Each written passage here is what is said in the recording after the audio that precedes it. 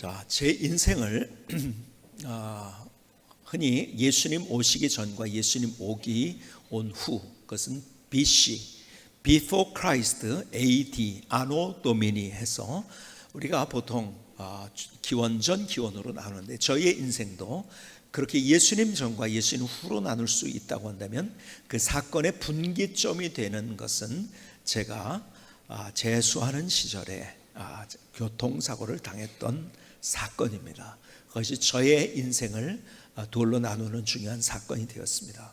그때 심한 교통사고가 났는데요, 저는 자전거를 타고 이렇게 가고 있었고 골목길에서 자동차가 이렇게 오고 있었는데요, 그 자동차도 저를 못 보고 저도 자동차를 못 보고 거기 무슨 벽돌 같은 것이 이렇게 부딪혔어요.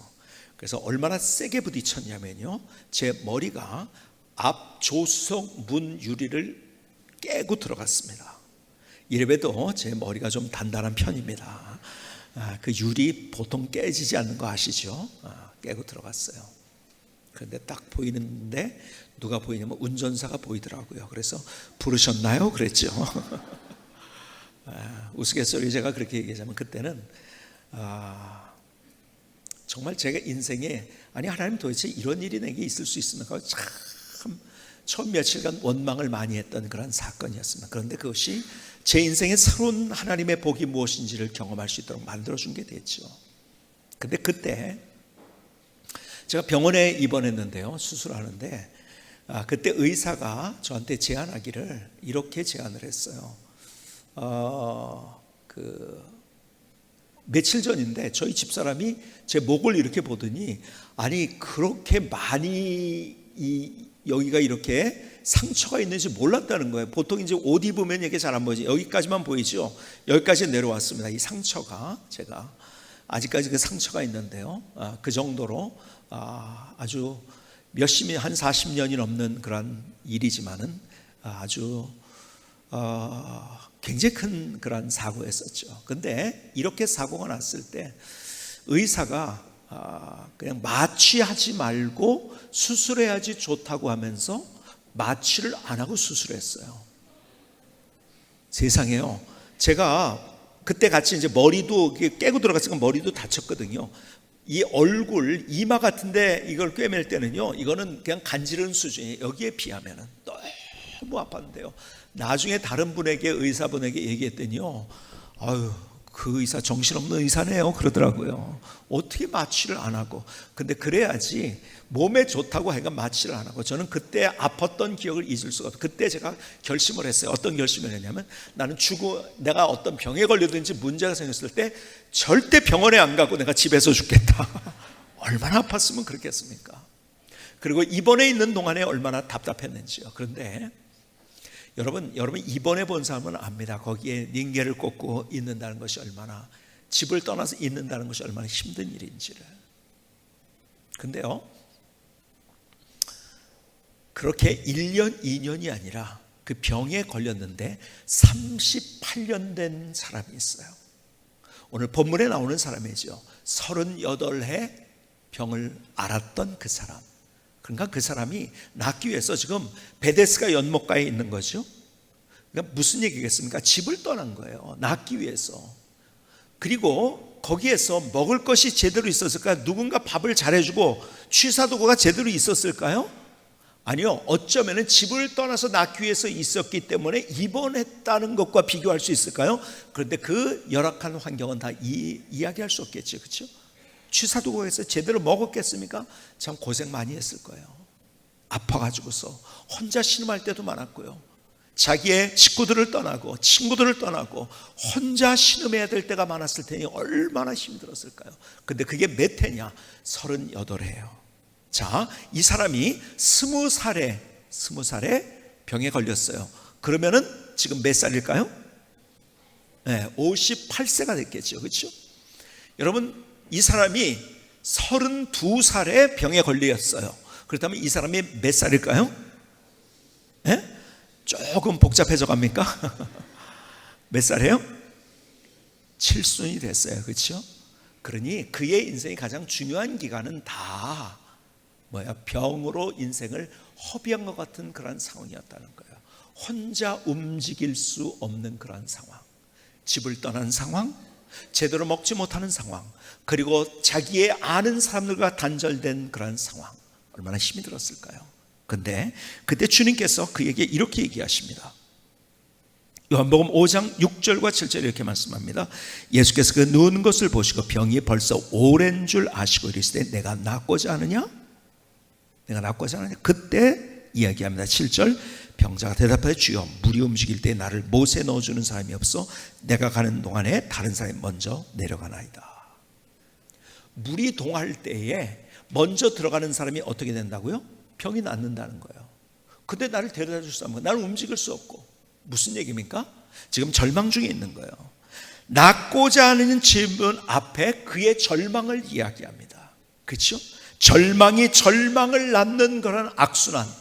낫고 싶은 마음은 있었으나 그러나 그는 그냥 속된 표현으로 개꿈이에요. 개꿈. 현실은 그렇지 않아요. 안 되는 거예요. 절망은 더 깊어지기만 하고 있었던 그의 모습. 그런데 그가 가지고 있었던 신락 같은 믿음이 뭔지 아세요? 그것이 제대로 된 믿음이 아니라 미신적인 믿음을 가지고 있었다는 거예요. 샤머니즘적인 믿음. 무슨 말일까요? 요한복음 5장 2절 이하는 이렇게 기록합니다. 예루살렘에 있는 양문 곁에 히브리 말로 베데스다라는 못이 있는데 거기에 한각 5이 있고 그 안에 많은 병자, 맹인, 다리 저는 사람, 혈기 마른 사람들이 누워 물의 움직임을 기다리니 이는 천사가 가끔 못에 내려와 물을 움직이게 하는데 움직인 후에 먼저 들어가는 자는 어떤 병에 걸렸든지 낫게 되밀어라. 이 사람이 병이 낫기 위해서 지금 어디 있는 거예요? 여러분 성전이 있어요. 성전 바깥쪽에 양문, 양이라는 것은 그 여기 기르는 양이 있죠. 목자가 기르는 양, 그 양이에요. sheep gate. 양문 곁에 있는 베데스다라는 연못이 있었어요. 근데 거기에 어떤 전설이 내려오냐면 거기에 물이 움직일 때, 옛날 성경에 동할 때라고 하죠. 동할 때 제일 먼저 들어가는 사람이 어떻게? 병이 낫게 된다는 전설. 그래서 오늘 본문을 가만히 보면은요, 잘 보세요. 3절을 다시 보십니다. 이렇게 돼 있어요. 그 안에 많은 병자, 맹인, 다리 저는 사람, 혈기 많은 사람이 누워. 그 다음에 뭐가 있을까요? 뭐라고 써 있어요? 물의 움직임을 기다리니 전에 있는 게 하나 있죠. 뭐죠?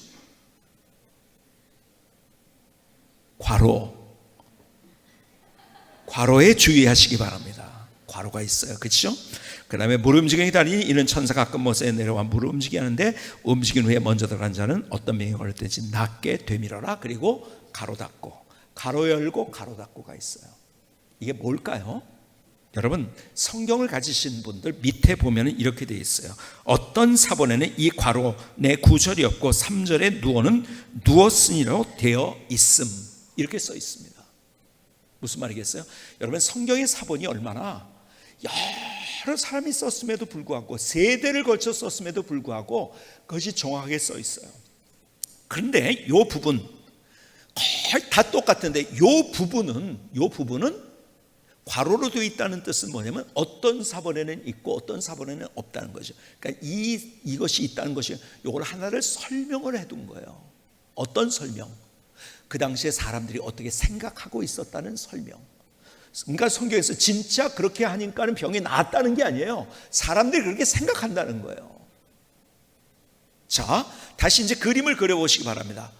성전은 여기 있어요. 성전 바깥에 못이 있어요. 사람들이 얘기합니다. 아, 저기 물이 동할 때 그때 제일 먼저 들어가는 사람 병이 난다고. 근데 그건 괄호로 돼 있어요. 그건 사람들이 가지고 있는 생각이라는 거예요. 이거를 뭐라고 하냐면 샤머니즘 혹은 샤머니즘 혹은 미신이라고 얘기하는 거예요. 여러분 하나님과의 관계가 없이 단지 그렇게 하면은 기적이 일어난다. 단지 한 행동, 예를 들어서 부적을 붙였다, 그것 때문에 기적이 일어난다처럼 이것이 샤머니즘적이라는 거예요. 이 샤머니즘에 관한 이야기는 여러분이 뒤에서 조금 더 설명을 드리도록 하겠습니다.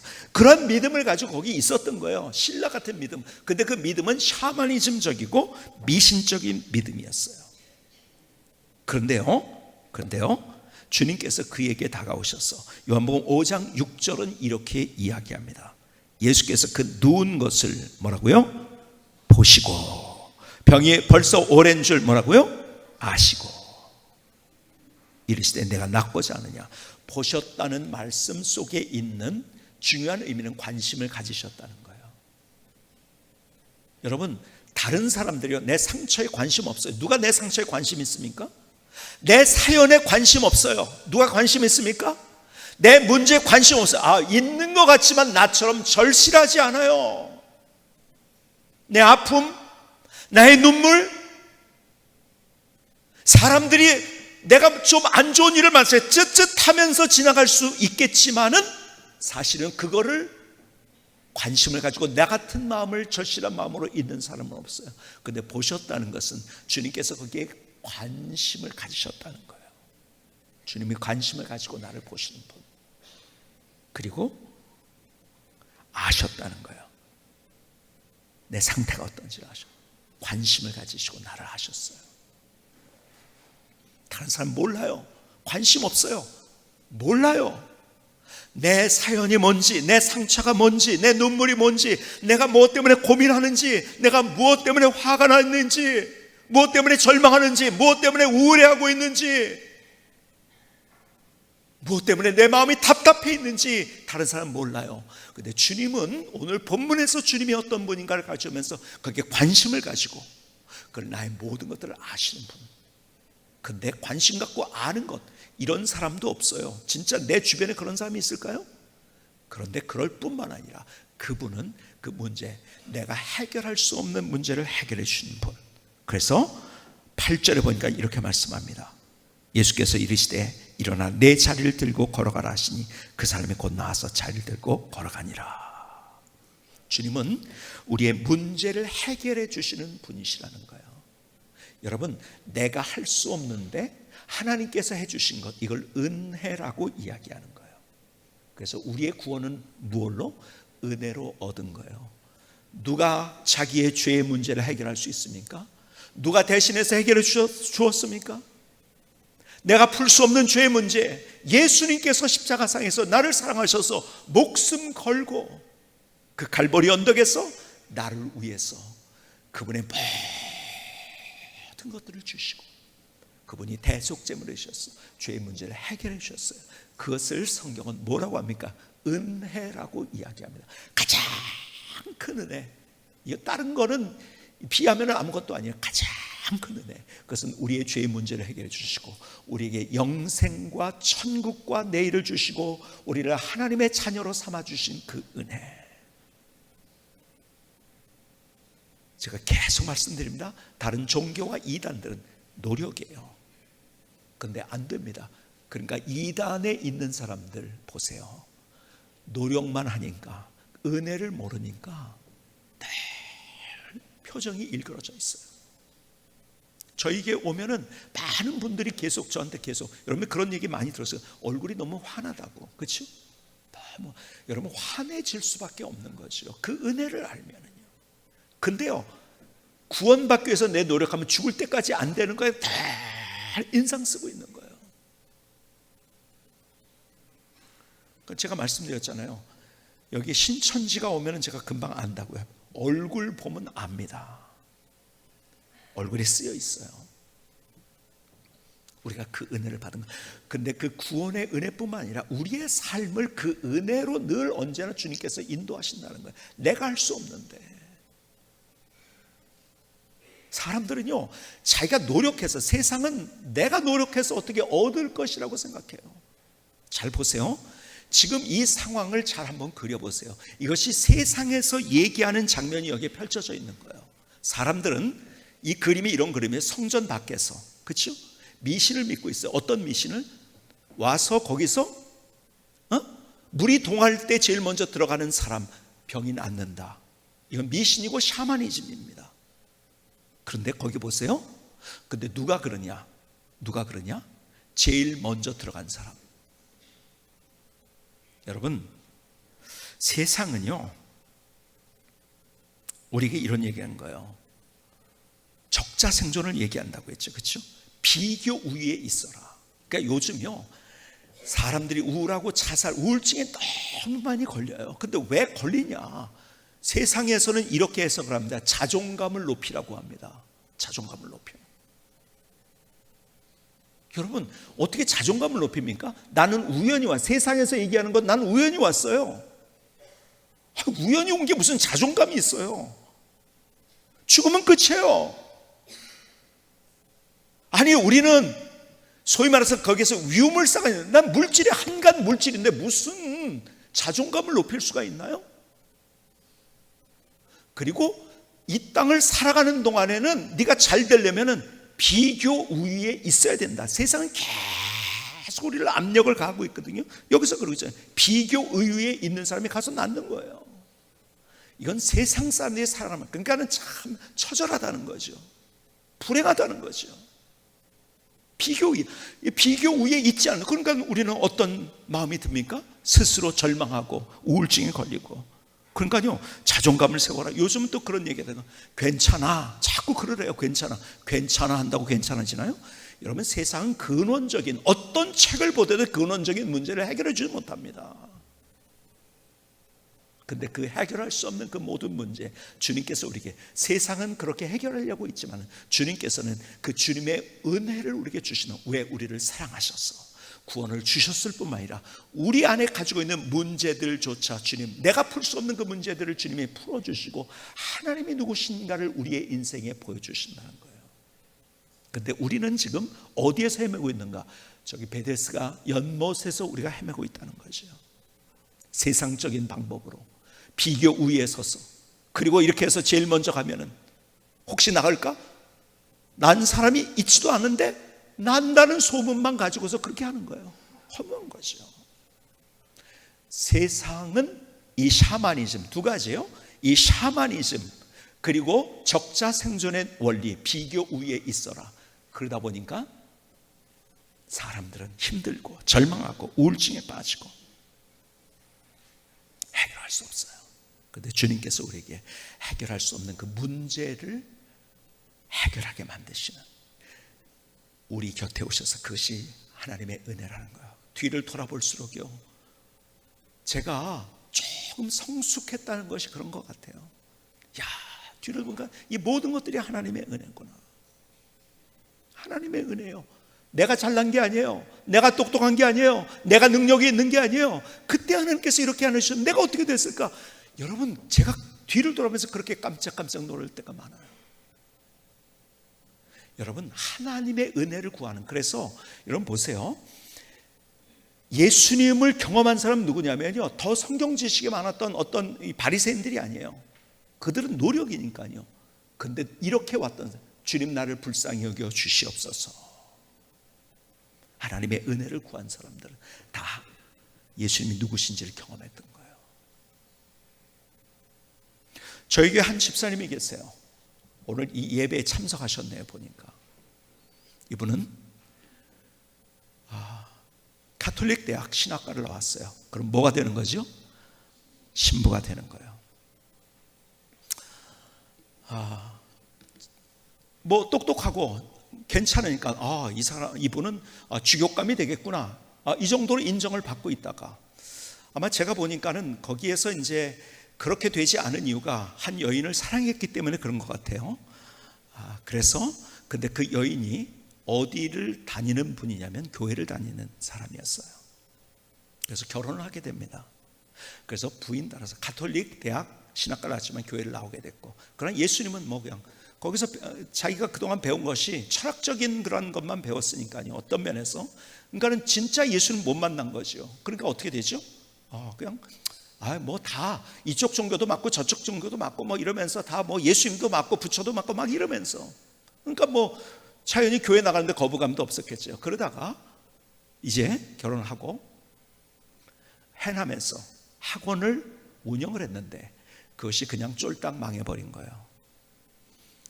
그래서 오게 된 것이 어디냐? 화정동이에요. 안 해본 게 없대요.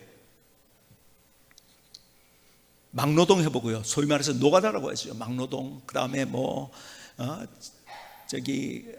아파트 관리 사무소에 거기서 뭐 수리해 주는 거 뭐 이런 것들, 하여간 많은 여러 가지 일들을 하면서 막 그냥 너무 그냥 아주 진짜 단칸방에 힘들게. 그리고 어느 날 그러다가 이게 뭡니까, 택배하는 그런 것들을 하다가 어느 그냥 무역회사, 조그만 무역회사인데 그냥 베트남하고만 이렇게 왔다 갔다 한 곳하고만 거래하는 그런 회사에서 아마 물건을 나르고 하는 일을 하다가 그 이제 사장이 혹시 영어 할 줄 아냐고, 이거 이메일로 보내가지고서 저쪽하고 이런 거 좀 일할 수 있겠냐, 할 수 있다고. 그래서 거기에 취직이 다시 된 거예요. 그냥 일용직으로 있다가 취직이 됐죠. 그러다가 근데요, 문제는 뭐냐? 그래서 좋은데 취직이 됐다가 아니라 그렇다고 월급도 많이 받는 데가 아니었고, 근데 설상가상으로 그 회사가 망한 거예요. 어떻게 했습니까? 또 이제 그만둬야 되는 거죠. 근데 베트남에서 연락이 왔어요. 당신이 이 일을 계속 할 수 있겠느냐? 나는 돈 가진 것도 없고 아무것도 없다, 안 된다 그랬더니 거기서 오히려 우리가 미리 돈을 줄 테니까 이렇게 해서 우리랑 같이 계속 거래를 하자. 그래서 그래서 이제 거기하고 거래를 하게 된 거죠. 그러다 거래처가 한 군데만 하던 그것이 몇 군데, 베트남에 하기도 하고 몽골 아니면 아프리카 뭐 이렇게 해가지고 여러 나라에 하면서 오히려 본인이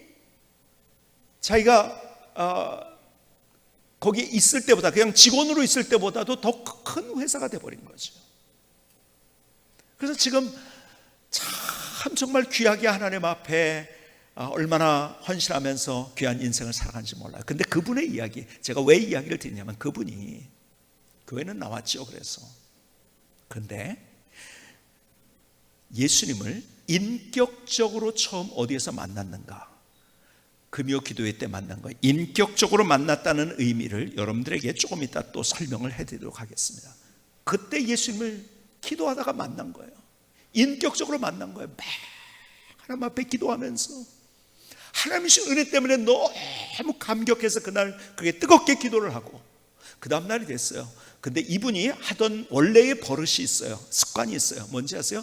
담배 피는 거예요. 담배를 아마 많이 피셨나 봐요. 그래서 자동적으로 아침에 일어나가지고 담배 한 가지를 물고서 그 다음에 어저께는 은혜 받았어. 근데 담배 한 가지를 딱 이제 들었어요. 그리고 딱 피려고 하는데 막 속이 메스껍고 막 이상해가지고 담배를 못 피겠더래, 이상하게. 그래서 아침을 안 먹어서 그런구나. 당연히 나는 담배를 펴야 되니까, 그렇죠? 아침을, 그래서 담배 피기 위해서 아침을 먹었대요. 근데 아침을 먹고 담배 피는데 똑같은 현상이 일어났대요.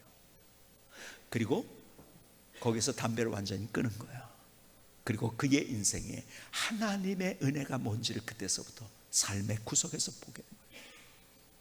표면적으로 다른 사람에게 제일 잘 보이는 거, 뭐 이런 습관들은 금방 보이니까, 그렇죠? 그것뿐만 아니라 그에게 부어주신 하나님의 은혜, 그렇게 회사와 이런 것들을, 그러니까 내가 노력했을 때는 안 됐는데 하나님을 제대로 만났을 때, 예수님을 인격적으로 제대로 만나서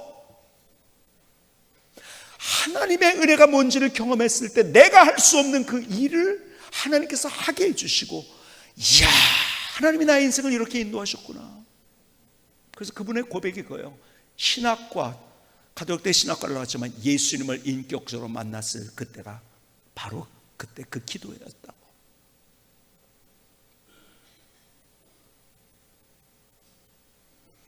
제가 여기에 그분이 계시기 때문에 제가 하는 얘기들을 가감없이 그냥 아무렇게나 제가 부풀려서 얘기할 수는 없겠죠, 그렇죠?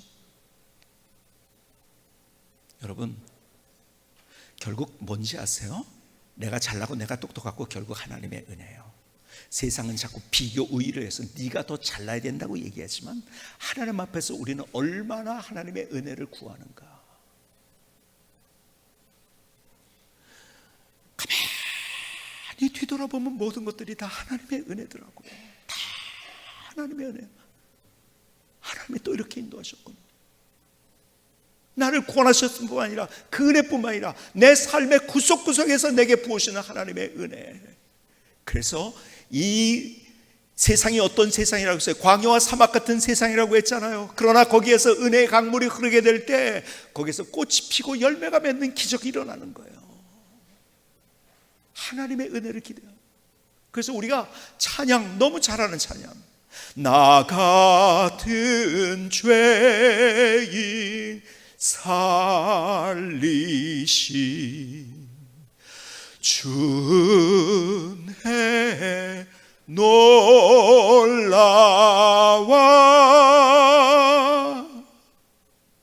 나 같은 죄인을 살려주신 주님의 은혜, 하나님께서 그 은혜를 주신 거예요. 그 은혜에 감격하면서 우리의 삶을 살 때 다른 인생을 살 수 있어요. 그리고 우리의 매일의 삶 가운데 주시는 은혜, 이제껏 내가 산 것도 주님의 은혜라. 하나님의 은혜.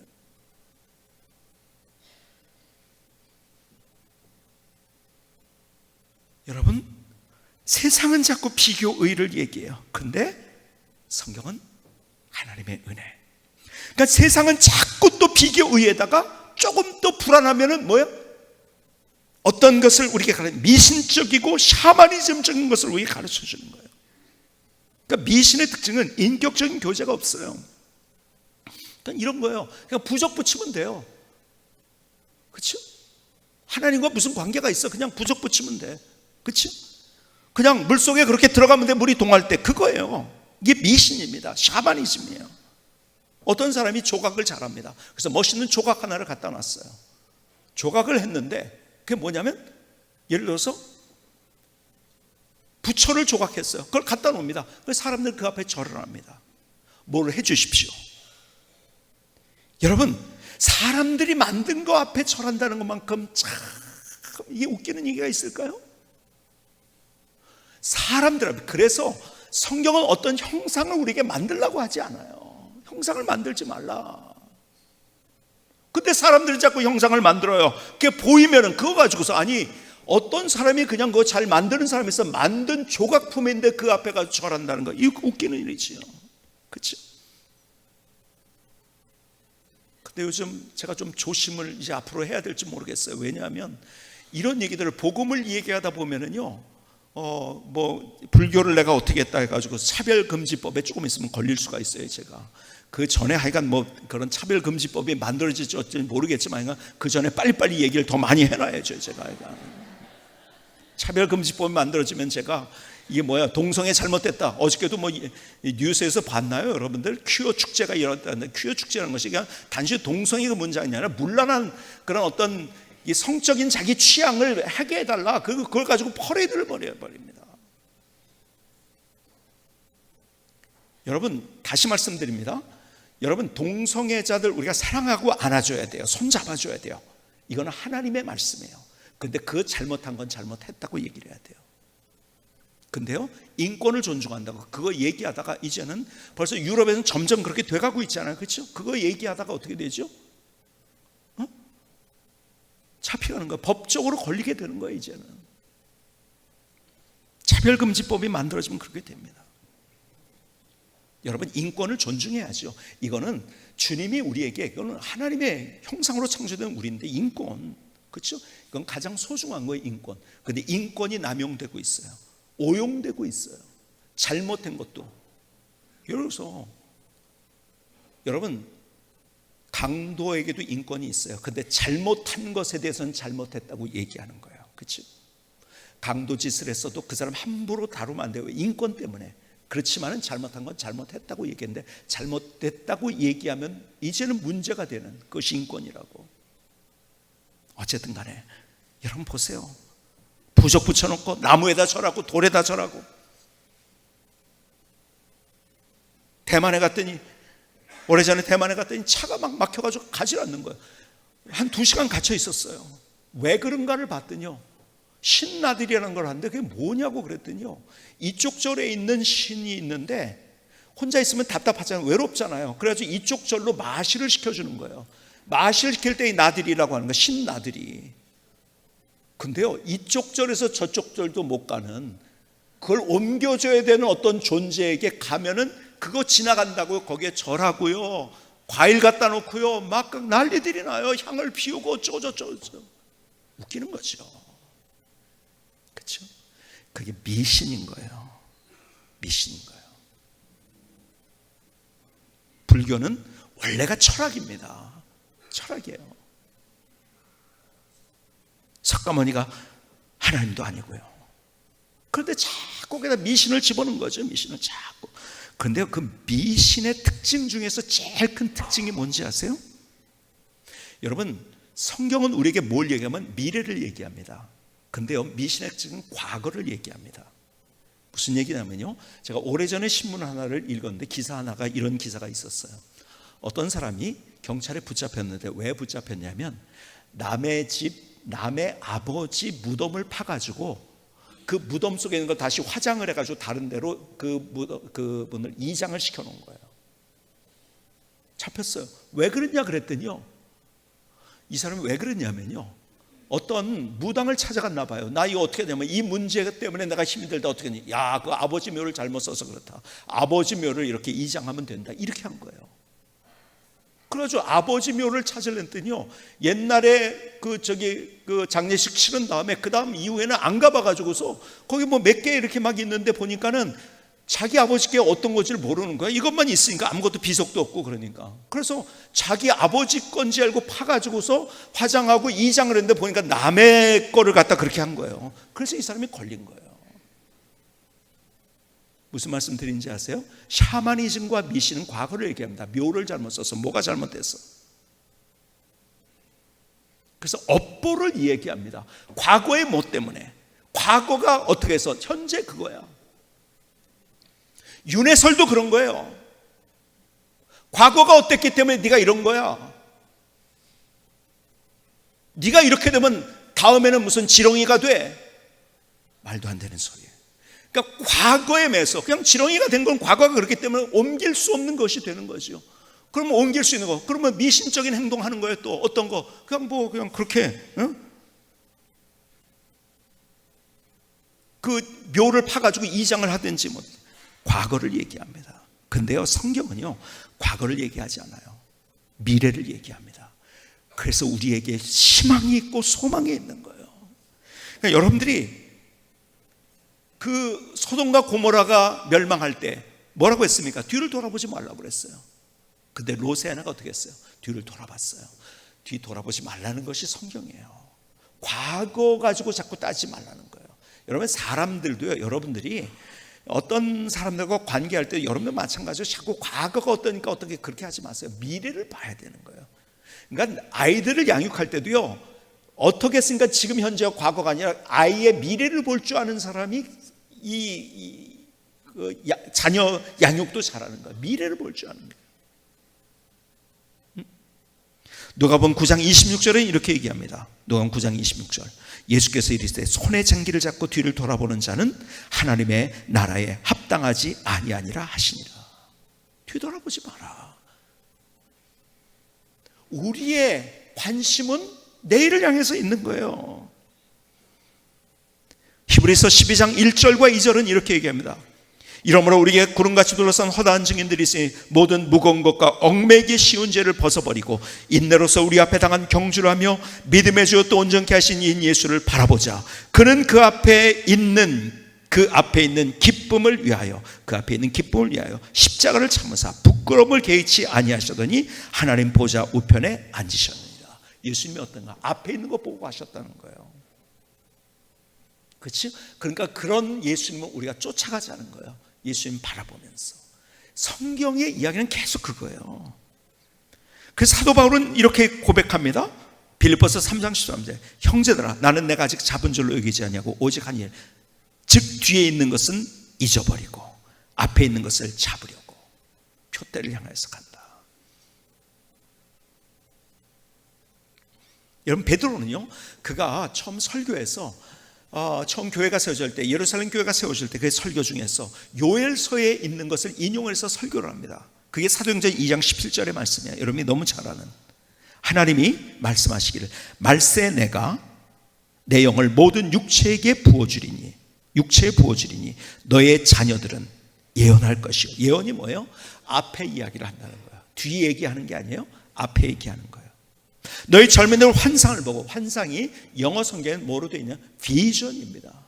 앞에 것을 보는 거예요. 이야기하는 거예요. 너희 늙은이들은 꿈을 꾸리라.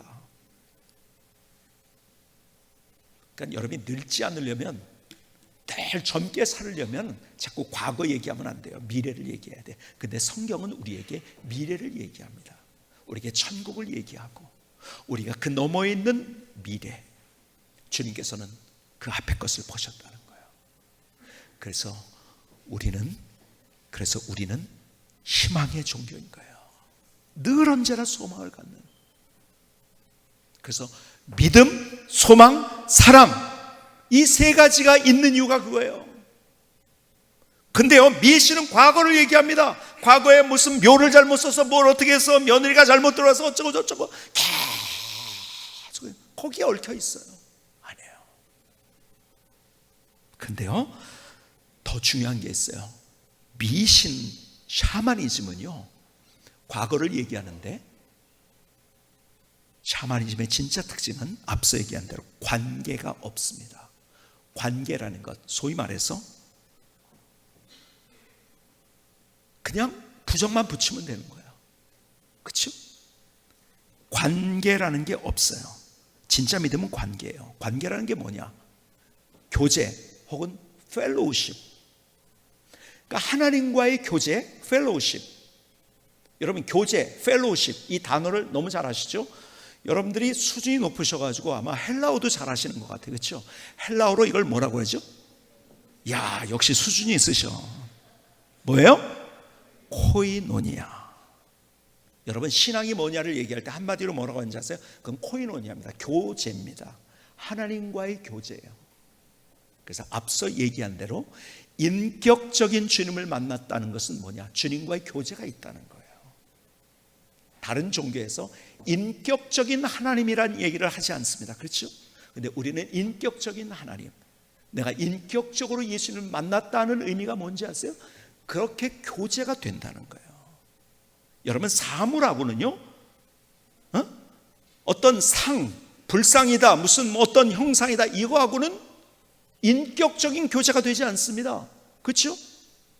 하나님과는 우리가 인격적인 교제, 인격적인 관계를 한다는 것은 같이 서로 왔다 갔다. 그래서 코이노니아라는 말, 그래서 여러분에게 이런 설명 드렸죠. 축도할 때 세 가지, 하나님, 예수 그리스도의 은혜, 그 다음에 하나님의 사랑, 그 다음에 성령의 뭐라고요? 교통하심. 그 교통이라고 번역된 것이 똑같아요. 교제라는 말로 쓴, 근데 거긴 교통이라고 번역한 건데, 그 교통, 그게 뭐냐면 헬라어로 뭘까요? 코이노니아. 교제라는 거예요. 교통, 뭡니까? 뜻이 뭐예요? 교통이라는 말은 감화, 감동이 아니에요. 왔다 갔다 한다는 거예요. 왔다 갔다 하는 거. 생각이 왔다 갔다 한다는 거죠. 삶이 왔다 갔다 한다는 거죠. 나눔이 있다는 거죠. 사귐이 있다는 거죠. 성령님과의 교제, 코이노니아, 이걸 얘기하는 거예요. 그러니까 진짜 믿음은요, 진짜 믿음은 교제예요. 관계입니다. 코이노니아. 하나님과의 관계. 그리고 더 나가서 하나님과의 가진 관계로 다른 이웃과의 관계를 갖는 것. 근데 그 중심에는 뭐가 있을까요? 사랑이 있죠. 사랑이 있는 거죠. 근데 그 관계라는 거예요. 주님께서 그래서 오늘 그 사람의 문제를 해결했으면 이런 얘기를 하십니다. 요한복음 5장 14절에 보니까 이렇게 말씀합니다. 그 후에 예수께서 성전에서 그 사람을 만나 이르시되 보라, 내가 나았으니 더 심한 것이 생기지 않게 다시는 죄를 범하지 말라 하시니. 죄를 범하지 말라는 말이 무슨 말일까요? 죄 짓다. 이거 동사로 된 얘기는 하말티노라는 거예요. 하말티노. 명사로는 하말티아라는 말이에요. 하말티아. 무슨 말이냐면, 여러분이 언젠가 들어보셨죠? 그건 관역을 빗나갔다는 말이에요. 관역을 빗나갔다. 관역에 벗어났다. 무슨 말이냐면, 더 쉽게는 이런 의미가 이 안에 담겨. 하나님으로부터 벗어났다는 거예요. 더 쉽게 얘기하자면 관계가 깨어진 상태, 이게 죄예요. 우리는 이렇게 생각합니다. 도둑질, 살인, 뭐 이런 것들이 무슨 죄라고요? 물론 그건 죄의 결과입니다. 진짜 죄는 뭐냐? 근원적인 죄는 뭔지 아세요? 하나님과의 관계가 깨어진 상태예요. 관역을 벗어난 거예요. 하나님을 벗어나서 사는 거, 관계가 깨어진 상태. 그러니까 주님께서 원어적으로 그 말씀하신 거예요. 하나님과의 관계가 있어야 된다는 거예요. 성경은요 계속 이야기를 우리에게 합니다. 이야기를 해요.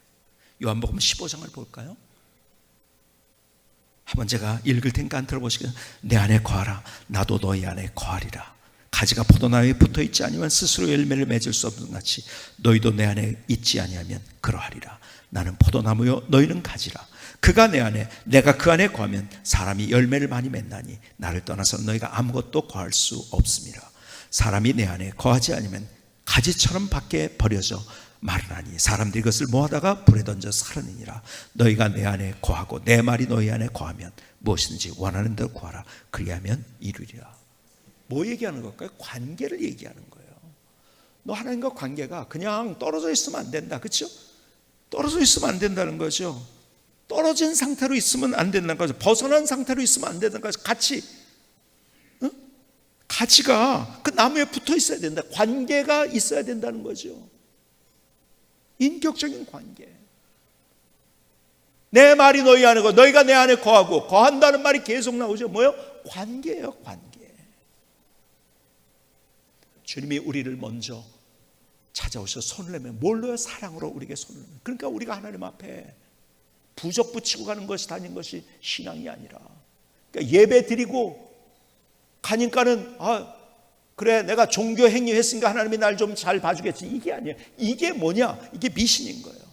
관계가 있어야 된다는 거죠. 그래서 예배 시간에 제가 늘 얘기하잖아요. 예배 시간이 중요한 것, 설교를 듣는 시간 중요해요. 근데 예배의 정의가 뭐라고 했어요? 예배는 하나님의 부르심에 대한 인간의 응답입니다. 이게 정확한 정의. 하나님이 말씀하시는 것만 있으면 그건 예배가 아니에요.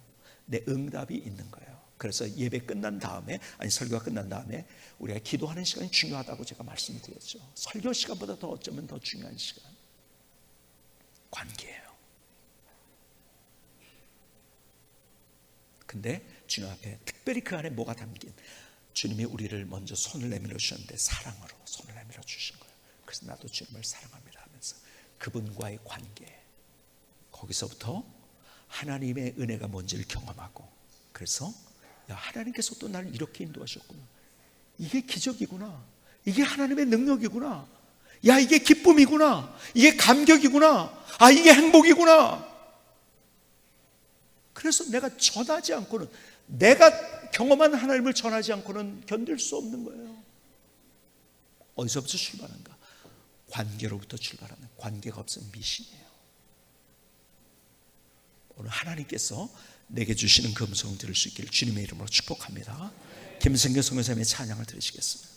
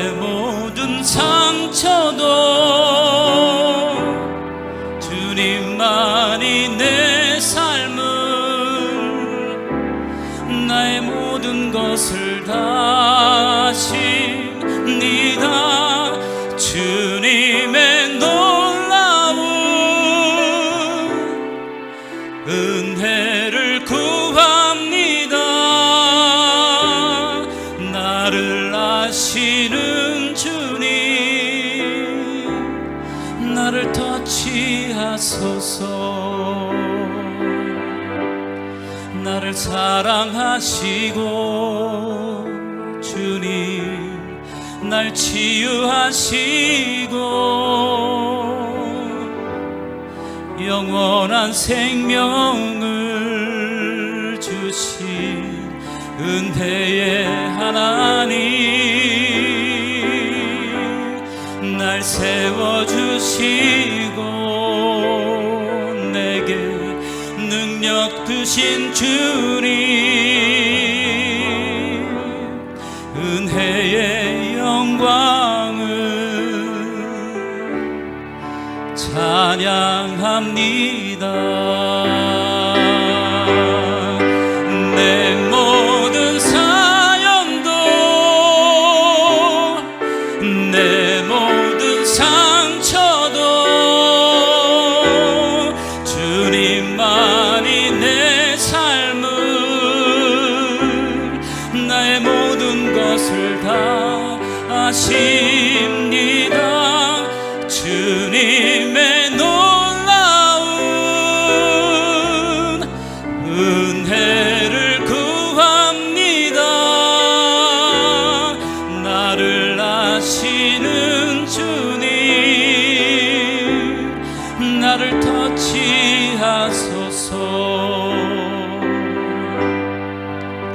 주님의 사랑 앞에 나아갑니다.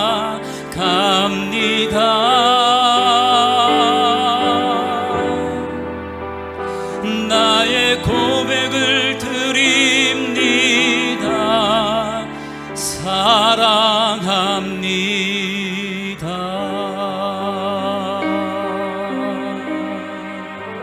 아멘. 하나님, 나의 고백, 나의 결단입니다. 나를 받아 주시옵소서. 하나님, 나를 받아 주시옵소서. 진짜 믿음은 교제예요. 교통이에요. 코이노니아예요. 그런데 하나님께서 그것을 위해서 우리에게 주신 가장 큰 은혜의 선물이 뭔지 아세요? 왔다 갔다 하게. 그것은 말씀과 기도예요. 기본으로 돌아가야 돼요. 그래서 우리 교회 올해 표가 뭐라고요? 말씀과 기도, 그 거룩한 갈망.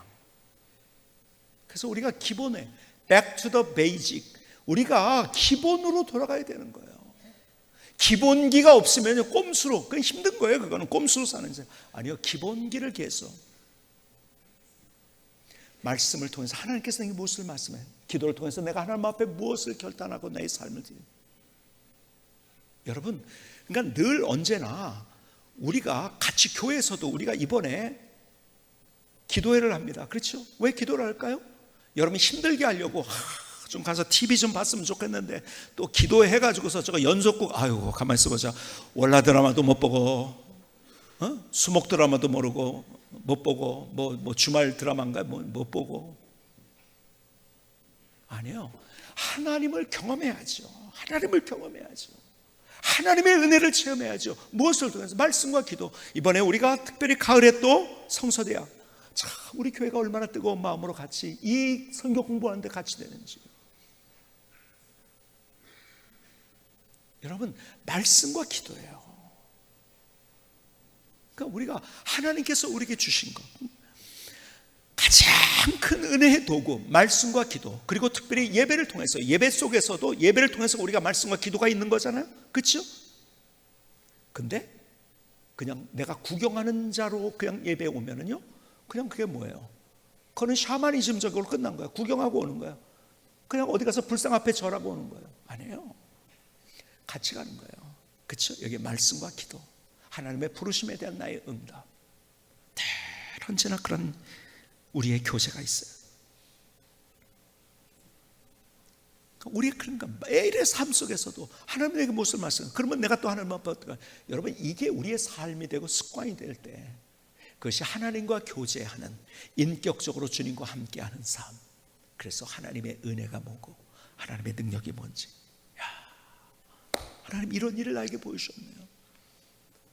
하나님, 이것 때문에 내가 힘이 들었는데, 나 혼자 고민하고 있었던 건데, 나 혼자 눈물 흘리고 있었던 건데, 나 혼자 고통받고 있었던 건데, 그것이 오히려 내가 하나님 앞에 나갈 수 있는 길을 만들어 주시고, 하나님 앞에서 내가 인격적으로 주님과 함께 교제하면서 내게 이런 놀라운 스토리를 보여주셨네요. 역전의 드라마를 보여주셨네요. 오늘 하나님의 그 은혜를 경험하는 멋진 인생이 될 수 있기를 주님의 이름으로 축복합니다. 축복합니다. 기도하시겠습니다. 조용하지만 뜨거운 기도를 주님 앞에 드리십시다.